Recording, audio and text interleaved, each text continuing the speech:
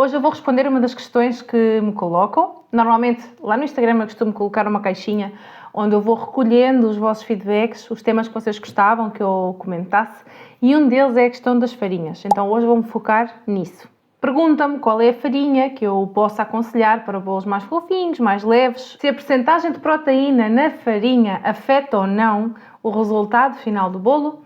E eu sinto que há aqui alguma mistura de conceitos e quero um excelente tema para trazer e para vos comentar.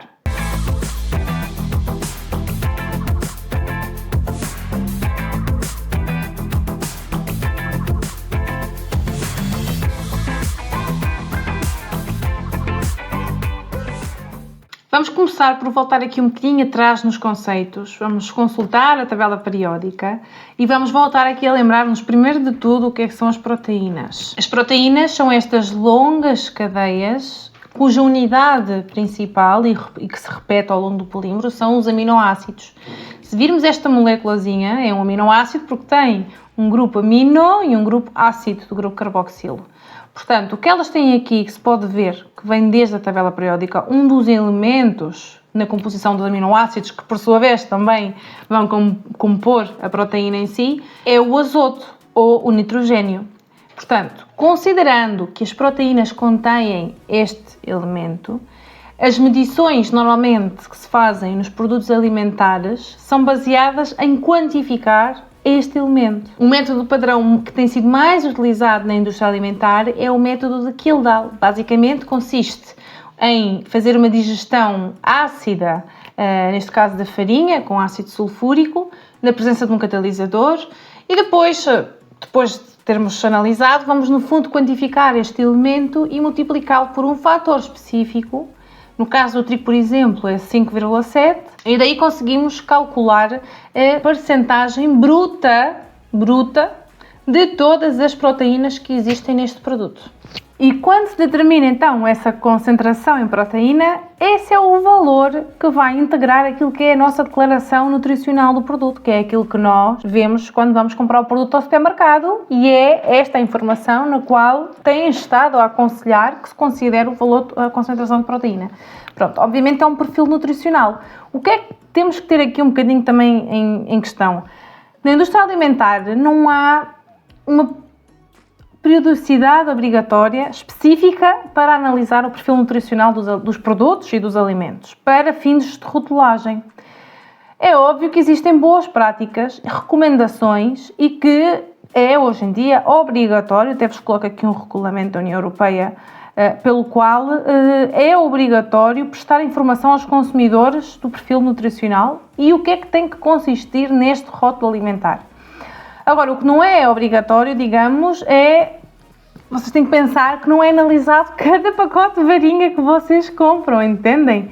Portanto, o que acontece é que há recomendações, obviamente existem boas práticas que ajudam a garantir que a informação que vem nesta declaração nutricional é precisa e que é atualizada. Mas, essencialmente, nas grandes empresas e na grande indústria, a periodicidade da análise depende de alguns fatores. Por exemplo, se não houve alterações na receita ou nos ingredientes que a compõem, se não houve alterações no processo de produção, a não ser que hajam requisitos específicos, por exemplo, da auditoria, ou alguma utilização também que já existem softwares específicos nutricionais, tal como diz aqui, que eu até vos coloquei exatamente o que coloca o regulamento, estes valores são normalmente valores médios, não é?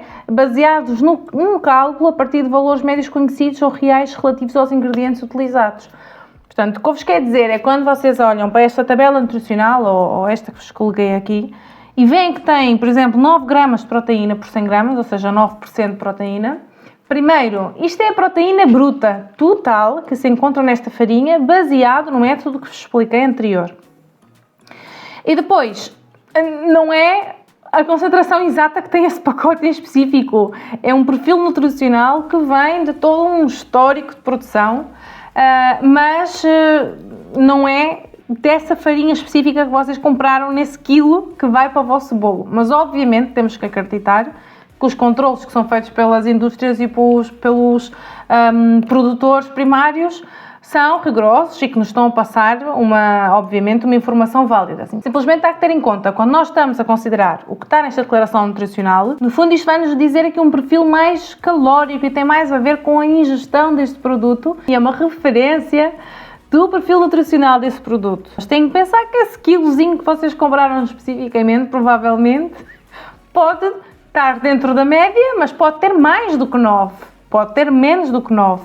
Vamos, primeiro de tudo, estar cientes disto e entender o que é que significa olhar para uma declaração nutricional. E agora, vamos também, aqui ainda nesta primeira parte mais teórica, ver aqui um bocadinho a anatomia do grão do trigo e perceber um bocadinho de onde é que vem esta proteína. Nós temos os grãos de trigo, que são, basicamente, as sementes da planta do trigo. E são esta parte que é transformada em farinha. Portanto, nós podemos ver que tem aqui 3 partes principais. Temos o germen, ou embrião, temos o farelo e temos o endosperma. E, portanto, a farinha integral contém todas estas partes do grão, mas a farinha branca, aquela que nós normalmente usamos para o nosso bolo, ela é moída só do endosperma, que é a maior parte do grão de trigo, atenção, mais de 80%. É esta parte branquinha. E porquê que ela é assim mais branquinha? Pelo seu elevado teor em amido, que é mais ou menos 3/4 do endosperma. E eu até vos coloquei esta imagem que tirei de um artigo científico, que é interessante para nós vermos aqui o que é que seria uma secção transversal do grão. Mais especificamente vamos ver aqui a parte do endosperma, que é onde estariam as proteínas. E este amido está concentrado em grânulos. Conseguem ver estas bolinhas brancas, esses aglomerados brancos, pois. Isso então são os grânulos de amido que estão dispersos com fragmentos de proteína. Conseguimos ver, porque aqui aplicaram o azul de toluidina precisamente para poder identificar aqui esta distribuição de proteína e amido nesta zona do grão. E isto até está interessante, porque vocês podem ver aqui uma imagem A e uma imagem B, que são retiradas de uma parte mais central ou de uma parte mais periférica, e podemos ver que no centro existe muito maior concentração em amido em comparação com a parte mais perto daqui do aleurona. Considerando que nós temos todas estas proteínas aqui no grão, temos de nos lembrar que para formar glúten só vão entrar 2, a glutenina e a gliadina. E é isso que vamos ver agora um bocadinho mais à frente. Não digam que eu não sou vossa amiga! Olha esta mega aula! Estamos aqui a falar de vocês deram uma pergunta e eu já transformei isto numa aula super completa. Eu mereço o vosso like. Vamos lá. Resumindo, a farinha branca é então produzida a partir do endosperma moído e é composta essencialmente por amido, que entra aqui na categoria de amido-hidratos de carbono entre 70% e 80% da farinha branca, atenção, como eu já vos expliquei antes, mas também é composta por outros componentes que influenciam muito as suas propriedades, nomeadamente aqui a proteína, que é mais ou menos até 18%, não há 2 farinhas iguais, temos sempre de lembrarmos, estamos a falar de biomassas vegetais que existem na natureza e que não há 2 iguais. Isto depende de muitos fatores, de condições de stress, da forma como é plantado, da forma como é fortificada a terra, a planta. Portanto, isto envolve muita coisa. Portanto, há sempre alguma variabilidade, mas até 18% podemos considerar que é a percentagem total de proteína bruta na farinha. E ainda temos outros. Obviamente, o que se destaca mais aqui é o amido, por um lado, que é uma das coisas mais importantes na estrutura do nosso bolo, e depois a proteína. Estes sim são, digamos, os elementos principais para nós considerarmos a funcionalidade de uma farinha. Dentro desses 18% de proteína bruta, mais ou menos 80% são a tal glutenina e gliadina, que são as proteínas, sim, formadoras de glúten. O que é que eu vos quero dizer com isto? Primeiro, nós analisamos e metemos numa declaração nutricional uma percentagem de proteína bruta baseada na multiplicação de um fator específico pela concentração de um elemento químico.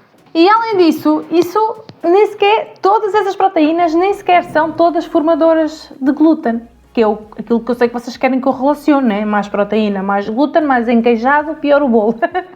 Portanto, temos que nos lembrar, e isto é importante, e é uma das coisas que eu acho que fica em falta quando se projeta este tema daquela maneira, que existem outras proteínas presentes na farinha, nomeadamente enzimas como a amilase, a protease e a lipase. Ok? Portanto, vamos aqui ter um dado mais informativo para construir a nossa ideia. Sem querer repetir-me, queria só deixar aqui bastante claro. Existem então vários tipos de proteína na farinha do trigo e até podemos, aqui eu coloco-vos alguns dos tipos, as albuminas e as globulinas, por exemplo, que são solúveis em água, e depois temos outras que são as prolaminas e as gluteninas, e é dentro destes grupos que entra a glutenina e a gliadina, que é uma prolanina. E estes dois são os grupos realmente mais importantes e que vão interferir na formação do glúten.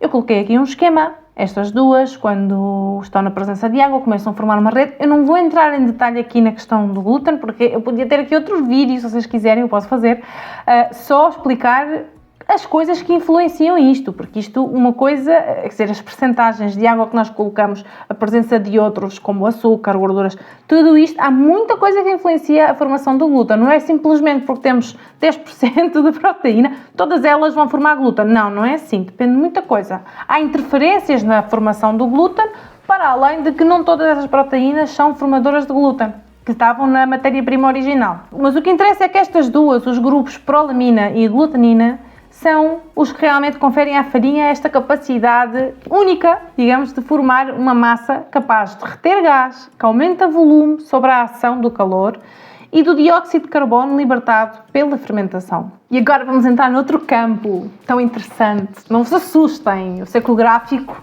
tem muita coisa. Mas vamos lá, aqui está um bocado o sumo da questão. Nós sabemos a porcentagem de proteína na farinha, já percebemos isso, já percebemos como é que isso se quantifica e já percebemos o que é que isso significa. O que nós não sabemos é a qualidade dessas proteínas, que obviamente nos vão dizer a qualidade dessa farinha também. Para que é que ela serve? Para que é que ela é boa? Qual é a força dessa farinha? Essas proteínas são relevantes ou não? Essas que estão aí, esses 10%, interessam-nos ou não? Então, existem muitas maneiras, muitas formas de avaliar o que é a qualidade destas proteínas presentes na farinha. Normalmente elas estão sempre relacionadas com os aspectos específicos, digamos, do desempenho na panificação. E nós estamos aqui a querer falar de bolos, mas as coisas vão se relacionar. Este teste, por exemplo, o farinógrafo, que é este equipamento que eu vos mostro aqui, vocês conseguem ver aqui esta farinha. Isto é uma massa, é uma dough. Portanto, existe aqui um compartimento neste equipamento que se chama farinógrafo, onde nós adicionamos uma quantidade exata de farinha, uma quantidade exata de água, vamos adicionando pouco a pouco e vamos formar uma massa. E depois existe aqui, que parece o gancho das nossas batedeiras, digamos 2 ganchos que vão começar a amassar. E este equipamento vai registar várias coisas. Temos aqui uma função do tempo, neste gráfico, e de umas unidades específicas que foram desenvolvidas pela empresa que desenvolveu este equipamento. Portanto, eu já vos direi mais à frente o nome destas unidades. Mas o que basicamente acontece é que isto vai analisar as propriedades reológicas da farinha. Como? Porque à medida que o glúten se vai desenvolvendo, a massa vai ganhando viscosidade. E com isso, essas chaves misturadoras, elas exercem uma determinada força sobre esse fluido, sobre essa massa. E vão, à medida que a viscosidade aumenta, começar a sentir uma resistência, e isso vai ser aqui um registro daquilo que é o torque, a força que o motor tem que fazer para continuar a exercer um movimento nessa massa. Portanto, é um bocadinho o que este significado deste gráfico é. E aqui nós podemos registar várias coisas e eu vou passar aqui por algumas para vocês aprenderem e conhecerem estas coisas interessantes. Mas basicamente o farinograma, que é o nome deste gráfico, é um teste basicamente em que nós misturamos então a água e a farinha em condições controladas e vamos estudar então as propriedades reológicas.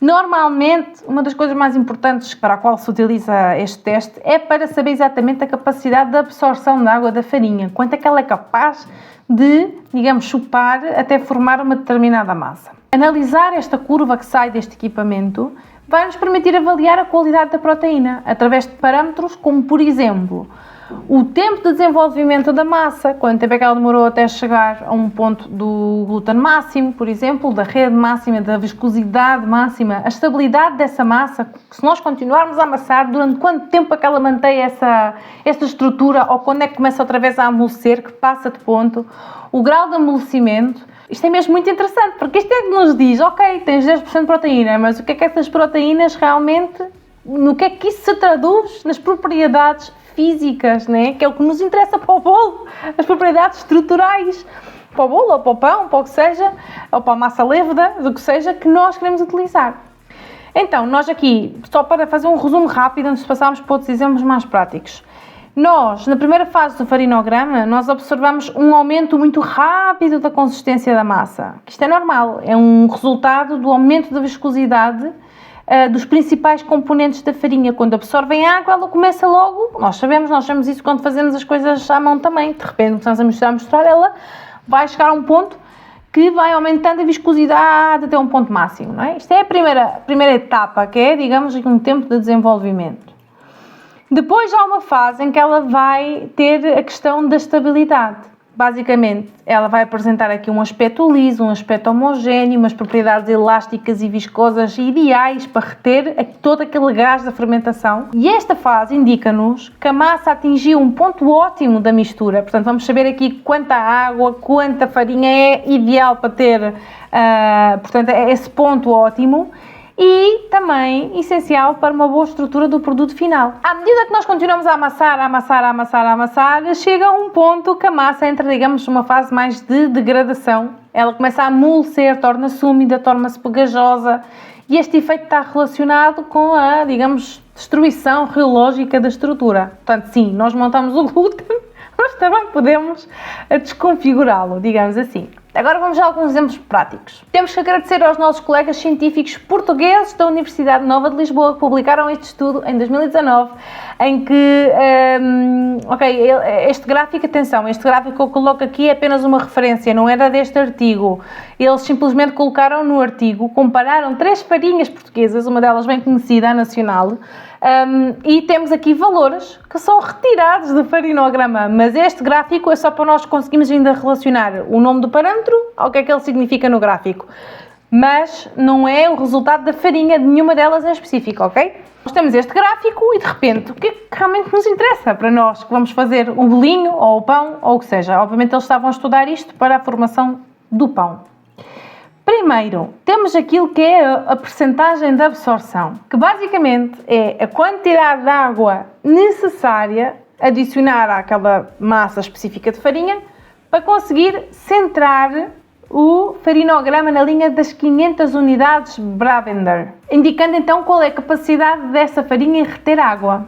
Portanto, existe aqui, vocês veem aqui no 500, pronto, existe aqui uma linha imaginária colocada, que é uma referência, uma linha de referência, que é esta que está aqui, dos 500, uma linha perfeitamente horizontal. E a percentagem de absorção é, basicamente, diz-nos então a quantidade de água que tivemos que adicionar a uma determinada farinha para ela conseguir atingir esta viscosidade específica, portanto, para ela conseguir centrar o farinograma nesta linha, para ter esta interseção. Então, farinhas que são ricas em glúten, nós já sabemos que teoricamente absorvem mais água. Portanto, até chegar aos 500, aquelas que absorveram mais água são mais ricas em glúten, proteínas formadoras de glúten. Se nós tivéssemos de escolher uma boa, digamos, para o bolo, queríamos uma que fosse mais fraca, e a mais fraca é a que tinha aqui uma percentagem de absorção menor, que era a nacional, por exemplo. E depois temos outro parâmetro que é a estabilidade. A estabilidade, basicamente, é a diferença de tempo, a quantos minutos, a unidade em minutos, demorou entre que nós interceptámos aquela linha dos 500 pela primeira vez e que,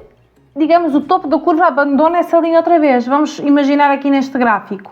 Chegámos aqui, digamos, ao minuto e meio à linha de 500 e ela foi estável, voltou a interceptar nessa curva, ou seja, foi a decair até mais ou menos aos 11 minutos.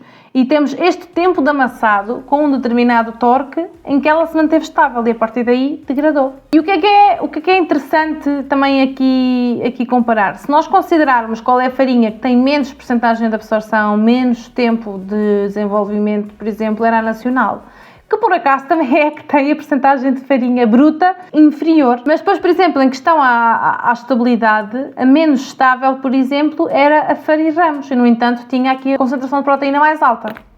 Portanto, só por ver aqui estes fatores, eu já diria que nenhuma destas era especificamente para fazer bolos, eram todas mais para pão. Então, agora que já vimos aqui um bocadinho o que é que significa o farinograma, que dados é que nos interessam, que podemos retirar daí, e no fundo vocês querem mesmo saber mas afinal, que percentagem de proteína é que deveria ter a farinha para fazer o bolo? Se nós formos aqui, digamos, às tabelas, daquilo que está nos livros, nós podemos considerar que uma boa farinha para fazer bolos ou uma farinha mais fraca podia variar entre 7% de proteína até 10% de proteína. Isto é um bocadinho complicado, eu não me cinjo só por aí. Mas ainda aqui para completar um bocadinho a questão dos farinogramas, acho que podemos ver umas diferenças bem interessantes. O que nós queremos mesmo para um bolo é uma farinha que seja fraca. E o que é fraca? Fraca, podem ver aqui bem a diferença, não é? Por exemplo, tempos curtos de desenvolvimento, menos de 2,5 minutos, por exemplo. Olhem esta que foi para fazer um bolo, foi muito rápida em chegar ao desenvolvimento máximo. Baixa estabilidade, vocês também podem ver aqui, desde que atingiu os 500 até que se os 500, passa aqui o quê? Isto passou, não sei, 2 minutinhos, está tão pequenino que não consigo ver bem.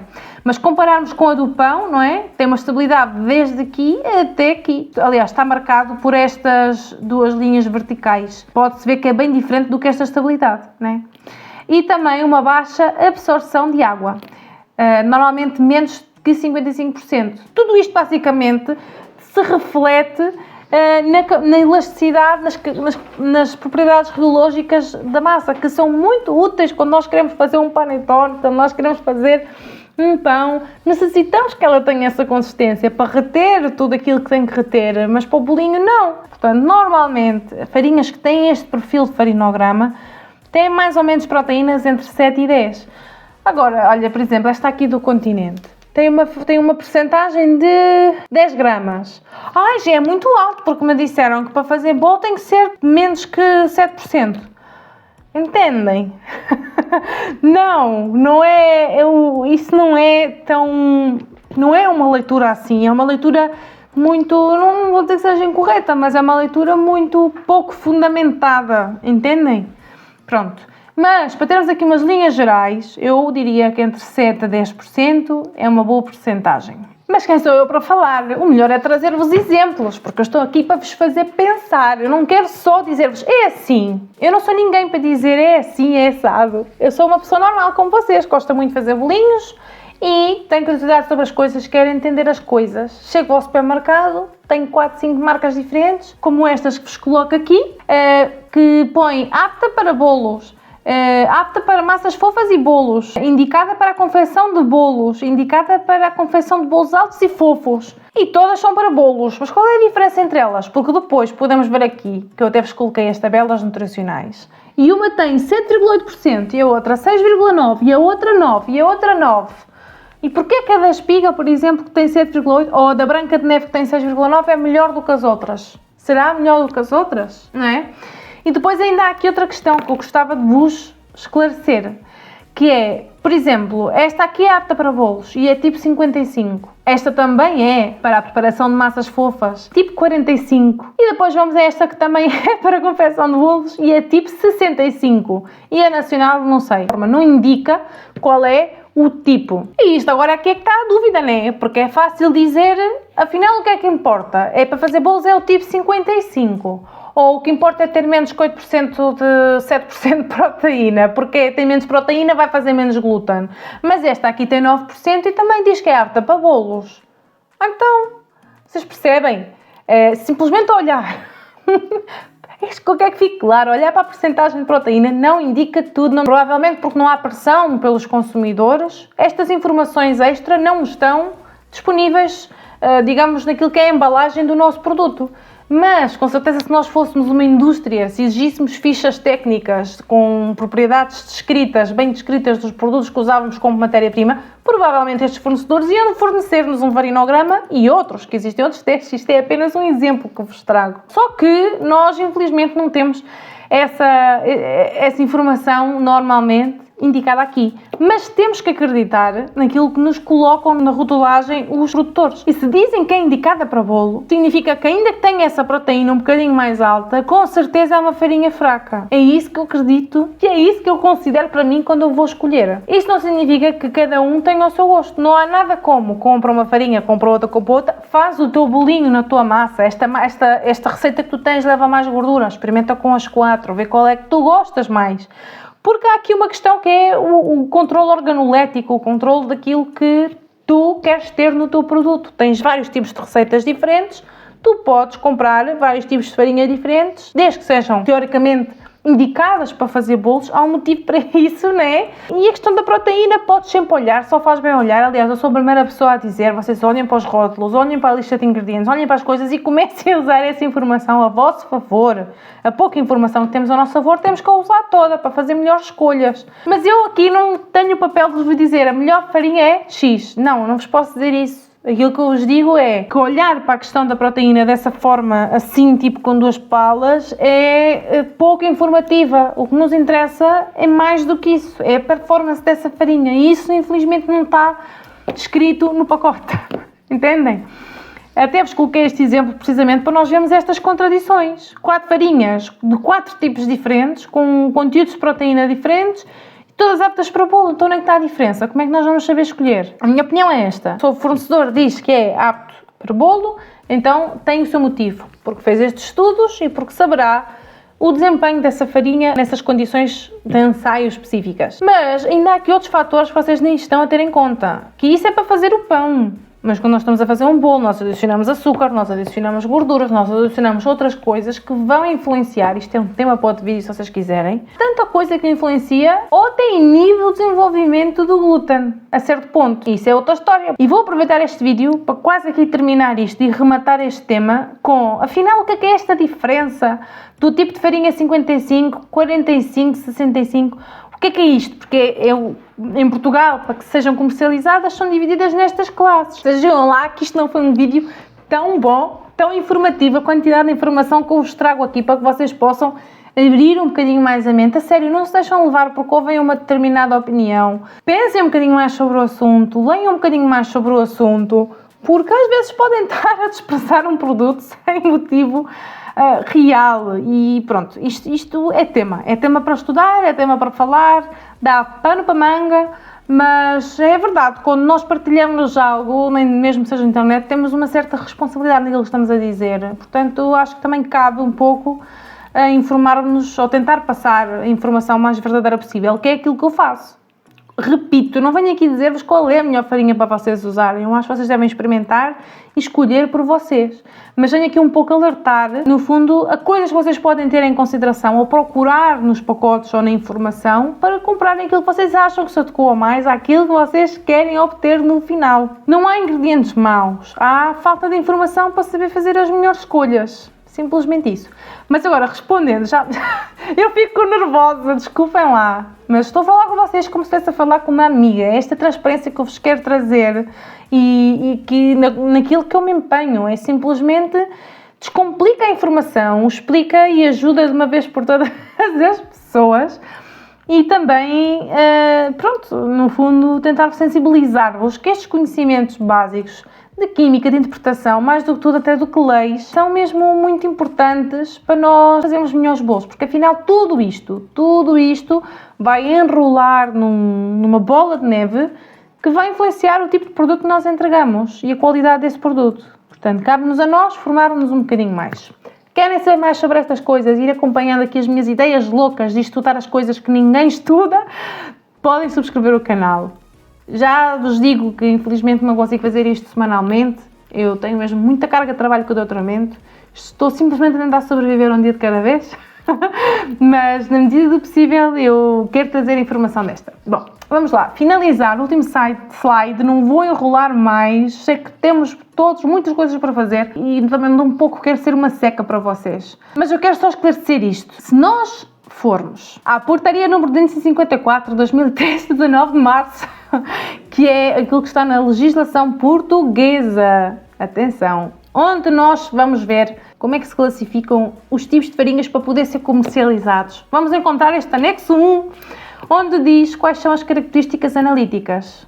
E olhem lá o que é que eu estou a ver aqui. Proteínas de trigo, tipo 45, 55, 65, 80, blá blá blá blá. Uma porcentagem de umidade, porque nunca se esqueçam, a água está sempre presente nos ingredientes, mesmo os ingredientes secos.